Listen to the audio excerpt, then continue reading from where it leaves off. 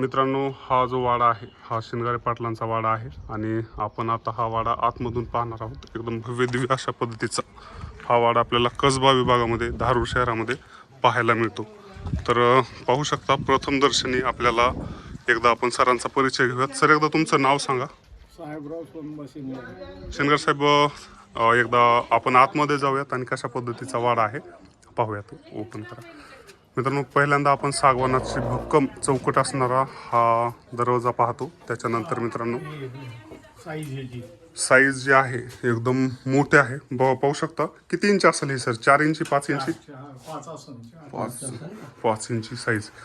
आगळ पण आहे, आगळ आता काढून ठेवलेली आहे। तर खूप मोठ्या पद्धतीचा आणि एकदम चांगल्या पद्धतीनं आज जी स्थिती आहे दरवाजाची एकदम नवीन आहे, असं काही वाटतच नाही का हा जुना आहे म्हणून। एकदम परफेक्ट बसलाय। आणि हे जे आहे हे माळवद आहे आणि माळवदेच्या खाली आपल्याला ह्याला ढाळज असं म्हणतात।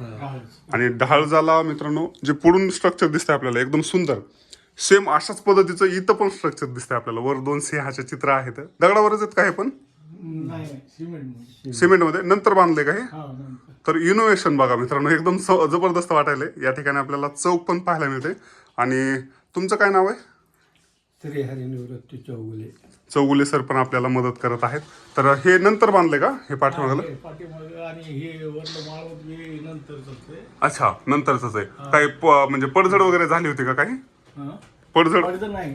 अच्छा, हो, भारी वाटावं म्हणून तयार झालता। वडिलांनी अर्धवट ही भिंती बांधकाम केलं आणि वरलं सगळं आमचे बंधू मोठे बाबूराव शिंगारे गुरुजी यांनी पूर्ण कंप्लीट केलं। बापरे, खतरनाक। तर त्याच्यानंतर मित्रांनो आपण आतमध्ये आल्यावर आपल्याला सुंदर पद्धतीचा चौक दिसतो। आणि हा पण हे जे आहे हे आता सिमेंटमध्ये बांधलेला आहे, पण त्याच्या आतून जे आहे संपूर्ण वाडा हा चिरेबंदी आहे, जुना आहे। हे मंदिर आहे का? नाही, हे नंतर बांधले। अच्छा, हे पहिलं जुनं बांधकाम, हे बाथरूम वगैरे हे असं। अच्छा, हे नंतर पहिलं आहे। 2 नाले, दोन्हीकडून पाणी जाण्यासाठी। हे जबरदस्त। किती फॅमिलीज राहत होत्या या ठिकाणी? 2 फॅमिली, तुमचे बंधुराज आणि तुम्ही। आता काय करतात म्हणजे तुमचे बंधुराज शिक्षक आहेत का? रिटायर झाले। अच्छा, रिटायर्ड झाले। त्यांनी दुसरीकडे घर बांधलं का? आता या ठिकाणी कुणीच राहत नाही। एवढं सुंदर घर आहे, लोकांना राहायला घर नाहीत आणि ह्यांनी असंच म्हणजे पुरातन वारसा असाच ठेवून दिलेला आहे, मोडायचा नाही, पाडायचा नाही। तर शेती मालाला लागतो ना आम्हाला। गोडाऊन म्हणून लागतं। किती शेती आपली? आम्हाला 60 एकर आहे। 60 एकर शेती पाठीलच आहे तुम्ही, शेवटी काय विषय का देता? त्याच्यामुळे हा त्यांना वाडा लागतंय मित्रांनो हा गोडाऊन साठी। भरपूर भारी आहे, एकदम भारी वाटायला लागलं या ठिकाणी आल्याच्या नंतर।